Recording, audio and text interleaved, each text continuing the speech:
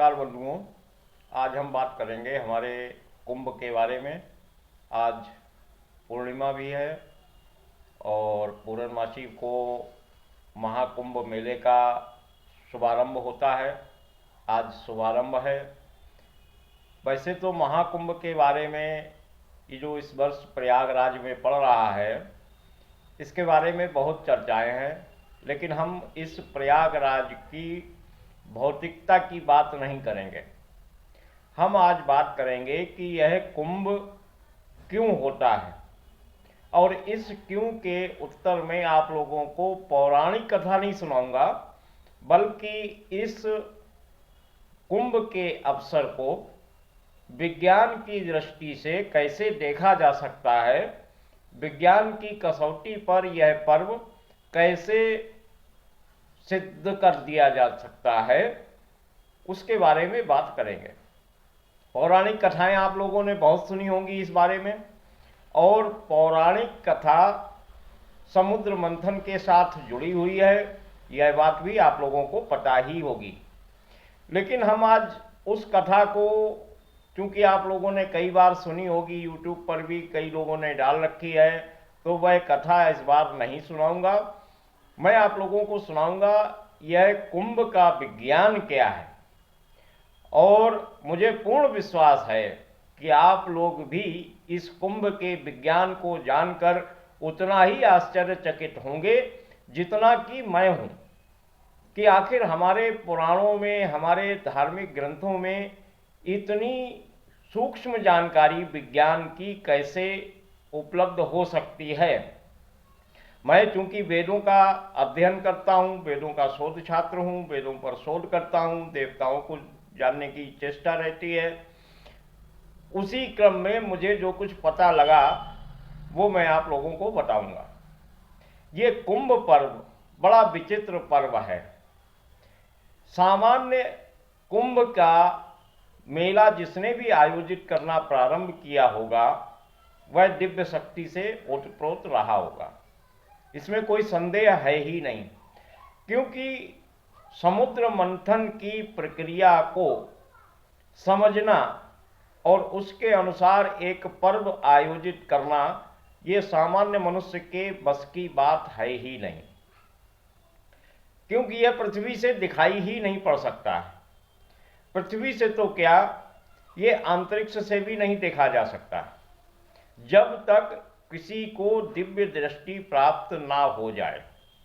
दिव्य दृष्टि का प्राप्त होने का मतलब कोई चमत्कारिक शक्ति नहीं है। दिव्य शक्ति का आशय मेरा यहाँ पर उपकरणों से है, कि जब हम पर्याप्त मात्रा में वैज्ञानिक उपकरण बना लिए हैं, तब तो हम ये बात समझ सकते हैं। लेकिन हमारे प्राचीन लोगों ने, हमारे बुजुर्गों ने, हमारे दादाओं ने या परदादाओं ने या उससे भी पहले के बुजुर्ग लोगों ने इस चीज को कैसे समझा, ये बहुत आश्चर्य की बात है क्या? विज्ञान क्या है, इसका तात्पर्य क्या है कुंभ का? तो कुंभ की कथा शुरू होती है समुद्र मंथन से। समुद्र मंथन हुआ, देवताओं और दैत्यों ने मिलकर समुद्र का मंथन किया, और उसमें से सबसे अंत में धन्वंतरी महाराज एक कलश लेकर निकले, और उस कलश में अमृत भरा हुआ था। उस कलश को देवताओं और दैत्यों ने प्राप्त करने की चेष्टा की, जिससे कुछ बूंदें टपक कर 4 स्थानों पर गिरी। ऐसा विभिन्न पुराणों में थोड़ा सा अंतर है इस कथा में, तो मैं जिस कथा को ले रहा हूं उसमें उस अमृत से 4 बूंदें गिरी, 4 स्थानों पर बूंदें गिरी। मुख्य रूप से बात यह है कि 4 स्थानों पर बूंदें गिरी। अब आपको 4 स्थान वो बताऊंगा कि कहां कहां गिरी, और वहीं वहीं कुंभ का मेला आयोजित किया जाता है। लेकिन विज्ञान की दृष्टि में वो 4 स्थान कौन से हैं जहाँ पर ये बूंदें गिरती हैं और गिरती हैं? समुद्र मंथन, आप लोग ये समझ लीजिए कि समुद्र मंथन प्रत्येक दिन हो रहा है। समुद्र मंथन ऐसा नहीं है कि एक बार हुआ था। समुद्र मंथन बार बार होता है, प्रत्येक दिन होता रहता है। और समुद्र मंथन जहां भी होता है वहां के 12 दिन हमारी पृथ्वी पर 12 वर्षों के बराबर होते हैं। तो समुद्र मंथन में अमृत निकला, उसकी बूंदें 4 स्थानों पर गिरी। उन स्थानों के नाम हैं नासिक, उज्जैन, हरिद्वार और प्रयागराज। अब ये 4 स्थान विज्ञान, अब ये पहले विज्ञान का समझ लीजिए कि समुद्र मंथन को विज्ञान की दृष्टि से कैसे समझा जा सकता है। विज्ञान कहता है, विज्ञान अब जान गया है, पिछले 40-50 वर्षों से विज्ञान को ये ज्ञात है कि हमारे सूर्य पर मंथन होता है और उसकी जो जितनी ऊर्जा निकलती है उस मंथन से उत्पन्न ऊर्जा से कम सामान्यता निकलती है 12 वर्षों तक। तो 12 वर्षों में सूर्य पर ऊर्जा की अधिकता हो जाती है और इस ऊर्जा की अधिकता को ही विज्ञान ने ब्लैक स्पॉट, सूर्य पर जब ब्लैक स्पॉट होने लगते हैं तो विज्ञान यह समझ लेता है कि सूर्य पर ऊर्जा की अधिकता हो गई है और 12 वर्षों तक एकत्र करने के बाद सूर्य की क्षमता खत्म हो जाती है इस अतिरिक्त ऊर्जा को समाहित रखने में। तो प्रत्येक 12 वर्षों के बाद, यानी कि 11 वर्षों के बाद 12वें वर्ष में सूर्य अपनी उस अतिरिक्त ऊर्जा को सौर मंडल में प्रवाहित करता है।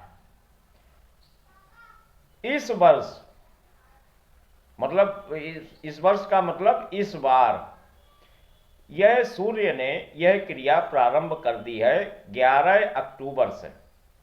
11 अक्टूबर से 10 मार्च 2025 तक सूर्य अपनी अतिरिक्त ऊर्जा का प्रसारण करेगा, अतिरिक्त ऊर्जा को सौर मंडल में फेंकेगा या टपकाएगा। जैसा कि हमारे पौराणिक ग्रंथों में शब्द है कि अमृत की बूंदें टपकती हैं। अब ये सूर्य द्वारा जो अतिरिक्त ऊर्जा है वो हमारे सौर मंडल में विकिरित होती है, यानी कि प्रसारित होती है, यानी कि फैलती है। अब हमारी पृथ्वी चूंकि सूर्य के चारों ओर चक्कर लगाती है तो पृथ्वी की ओर आने वाली ऊर्जा हमारी पृथ्वी से टकराती है। अतिरिक्त ऊर्जा जो है, वैसे तो आप लोग देखते ही हैं प्रकाश के रूप में और अन्य किरणों के माध्यम से वो आती ही है, लेकिन ये अतिरिक्त ऊर्जा जब आती है तो हमारी पृथ्वी का जो ओजोन परत है यह इसमें से अधिकांश भाग जो है प्रत्यावर्तित करने में सफल हो जाता है। लेकिन इतनी ज़्यादा मात्रा में, क्योंकि यह ओजोन परत 12 वर्षों तक सामान्य विकिरण को परावर्तित करती है, लेकिन जब 12 वर्षों के बाद अचानक अधिक मात्रा में यह विकिरण पृथ्वी की ओर आने लगता है, सतह से टकराने लगता है, ओजोन परत से टकराने लगता है, तो इसमें से कुछ कण अल्ट्रावायलेट किरणों के माध्यम से ये सूर्य की अतिरिक्त ऊर्जा पृथ्वी पर आती है और सामान्यतः यह हानिकारक होती है। यदि मनुष्य क्योंकि इन अल्ट्रावायलेट किरणों के संपर्क में रहने का अभ्यस्त नहीं होता है तो इनके लिए यह हानिकारक होती है, लेकिन हमारे पुराणों में इसको अमृत बताया गया है। अब ये अमृत कैसे हो जाता है, यही बात विज्ञान की चमत्कारिक और हमारे पौराणिक ग्रंथों में लिखी गई चमत्कार से कम नहीं है, आप इसको अन्यथा ना लें। अभी मैं सिद्ध करूंगा कि ये अतिरिक्त ऊर्जा हमारे लिए अमृत के समान कैसे होती है। एक तो आपने ओजोन परत के बारे में सुन रखा है, और दूसरी एक परत और होती है जो मैग्नेटिक फील्ड होती है। हमारी पृथ्वी के चारों ओर जो मैग्नेटिक फील्ड फैली हुई होती है वह हमारी पृथ्वी के उत्तरी और दक्षिणी ध्रुव से क्रियान्वित होती है, और पृथ्वी के केंद्र में जो लोहे और निकल का गोला रखा हुआ है यानी कि कुंभ रखा हुआ है वहां तक जाती है, उसी से निकलती है और उसी में प्रवेश करती है। एक तरफ से निकलती है और दूसरी तरफ से प्रवेश कर जाती है। तो जब यह सूर्य की किरणें, सूर्य की अतिरिक्त किरणें अमृत के रूप में, जो हमारे पौराणिक शब्द बताया गया है, विज्ञान का शब्द है अल्ट्रावायलेट रेज, अल्ट्रावायलेट किरणें, जो जब उस मैग्नेटिक फील्ड से टकराती हैं तो यह मैग्नेटिक फील्ड उनमें से अधिकांश किरणों को, अधिकांश अल्ट्रावायलेट किरणों को पृथ्वी के केंद्र में उपस्थित जो कुंभ है लोहे और निकल का, उसमें इकट्ठा कर लेती हैं। अब यही कुंभ है। अब जो 4 स्थानों का वर्णन है कि 4 स्थानों पर बूंदें गिरती हैं, तो ये 4 स्थान नासिक है। हमारे ग्रंथों में नासिका शब्द का अर्थ होता है नाक, और नाक शब्द का हिंदी में अर्थ होता है, नाक शब्द संस्कृत का है, तो नाक शब्द का हिंदी में अर्थ होता है स्वर्ग, और स्वर्ग यही ओजोन परत की बाहरी परत को कहते हैं। यानी कि ओजोन जहां से खत्म होता है और अंतरिक्ष शुरू होता है, वो स्थान ग्रंथों के नाक यानी कि स्वर्ग के अनुसार वो वही क्षेत्र होता है। तो ये सौर द्वारा विकिरित ऊर्जा हमारे ओजोन परत और मैग्नेटिक फील्ड, चुंबकीय क्षेत्र जो होता है, उसके बाहरी क्षेत्र में पड़ती है। तो ये वहां से ग्रहण करके चुंबकीय ऊर्जा के रूप में ग्रहण करके और इसको कुंभ में स्थापित करती है। तो ये तो हो गया नासिक। अब हरिद्वार, हरिद्वार जो है वो हमारी पृथ्वी का उत्तरी ध्रुव है, जो मैग्नेटिक फील्ड जहां से प्रवेश करती है अंदर, तो कुछ प्रत्यावर्तित होकर मैग्नेटिक फील्ड के साथ कुछ देर चलकर स्वयं ही उत्तरी ध्रुव के माध्यम से कुंभ में प्रवेश करती हैं। तो ये हो गया हरिद्वार। अब आता है प्रयागराज। तो जब ये चारों तरफ से अनेक माध्यमों से अल्ट्रावायलेट किरणें पृथ्वी के केंद्र में स्थित लोहे और निकल का धातु रूपी कुंभ जब इसमें प्रवेश करती हैं, क्योंकि उस कुंभ के दोनों सिरे उत्तरी ध्रुव और दक्षिणी ध्रुव के रूप में मिलाप करते हैं, इसलिए इस स्थान को प्रयागराज कहते हैं। उत्तरी और दक्षिणी क्षेत्र जहां पर मिलते हैं, जहां संगम होता है, जहां मिलाप होता है, उसको प्रयागराज कहते हैं। तो इसीलिए प्रयागराज की महिमा बहुत ज़्यादा है। तो प्रयागराज में वह कुंभ रखा हुआ है, वहां पर ये अल्ट्रावायलेट किरणें पहुंचकर उसमें समाहित हो जाती हैं। अब चौथा स्थान है उज्जैन। तो हमारे पृथ्वी से टकराने के बाद जो किरणें हमारी पृथ्वी की कक्षा से बाहर चली जाती हैं, वह स्थान होता है उज्जैन। उच्चजैन मतलब जो हमारी क्षेत्र से बाहर है, उस जगह को हम कहते हैं उज्जैन। तो ये 4 स्थान जो हमारे ग्रंथों ने बताए हैं, यह पूर्णतया वैज्ञानिक रूप से सत्य होते हैं। और आश्चर्य की बात जब होती है जब हम इनको समझते हैं, तो आश्चर्य किस बात पर होता है कि हमारे ग्रंथों में यदि किसी मनुष्य द्वारा यह ग्रंथ लिखे गए होते तो इसमें इतनी गूढ़ बात कैसे लाई जा सकती थी।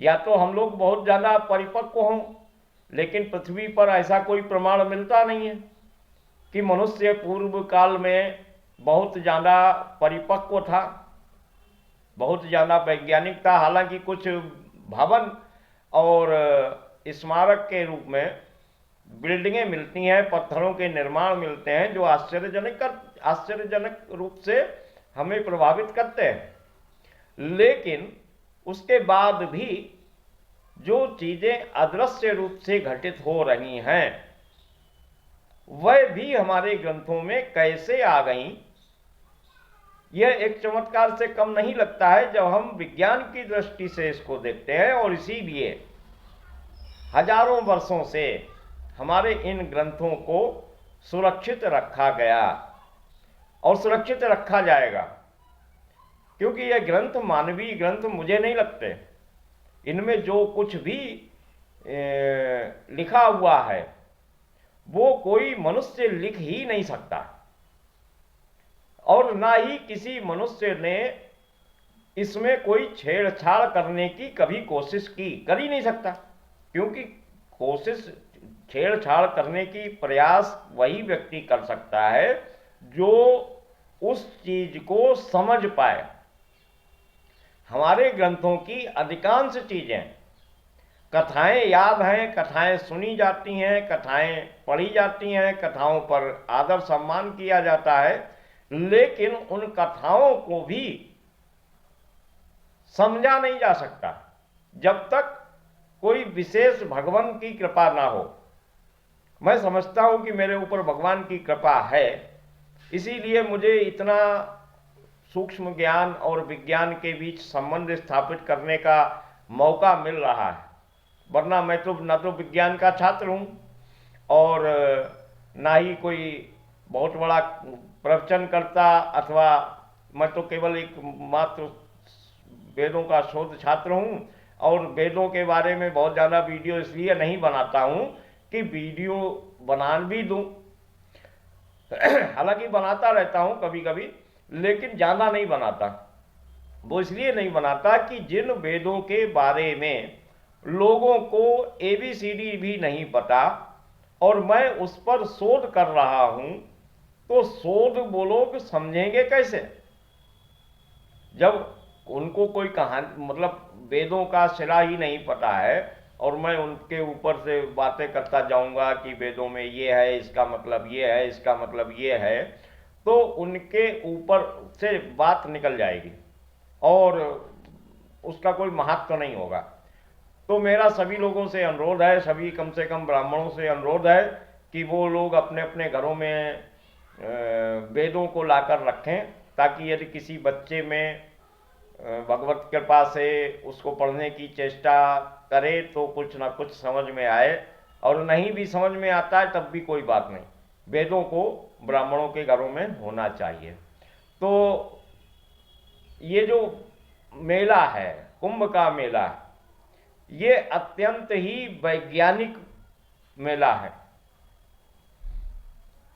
ऐसा बहुत कम देखने को मिलता है कि हमारी किसी कथा को विज्ञान द्वारा प्रमाणित कर दिया गया हो, और यह ऐसी ही एक पर्व है जिसे विज्ञान ने पूर्ण रूप से 100% रूप से प्रमाणित किया हुआ है। कम से कम मेरी दृष्टि में तो प्रमाणित किया हुआ है। अब आप लोग इसको कैसे लेते हैं यह कमेंट करके हमें बताइए, ताकि हम अपनी बात को और अधिक अच्छी तरीके से आप लोगों को समझा पाएं। हमारे ग्रंथ आश्चर्यों से भरे पड़े हैं, इसमें कोई संदेह नहीं है कि एक एक शब्द विज्ञान की दृष्टि से खरा उतरेगा। विज्ञान अभी अपने शैशव काल में है, बचपने में है, और कई बातें वो अभी नहीं जान पाया है, अभी इतने ज़्यादा उपकरण भी नहीं बन पाए हैं। लेकिन आशा है कि विज्ञान जैसे जैसे प्रकट करेगा, हमारे ग्रंथों के रहस्यों को उजागर होने से कोई रोक नहीं सकता, और सनातन धर्म ही वेद धर्म ही इस पृथ्वी का सबसे बड़ा धर्म भी बनेगा भविष्य में, इसमें भी कोई संदेह का कोई गुंजाइश ही नहीं है।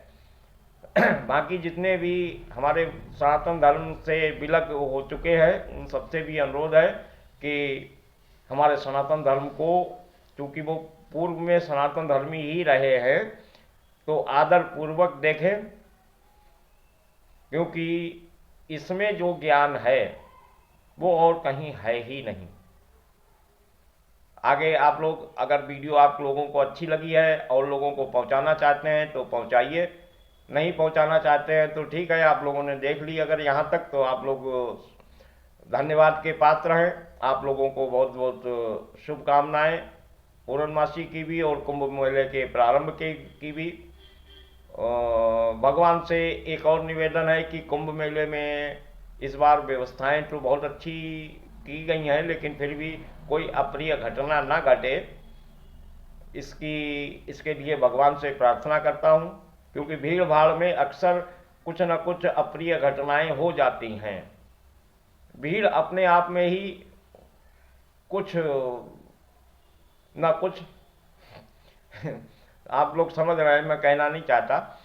तो इस अवसर पर सभी लोगों को कुंभ महा महोत्सव की बहुत बहुत शुभकामनाएं। इसी के साथ हम इस वीडियो को अब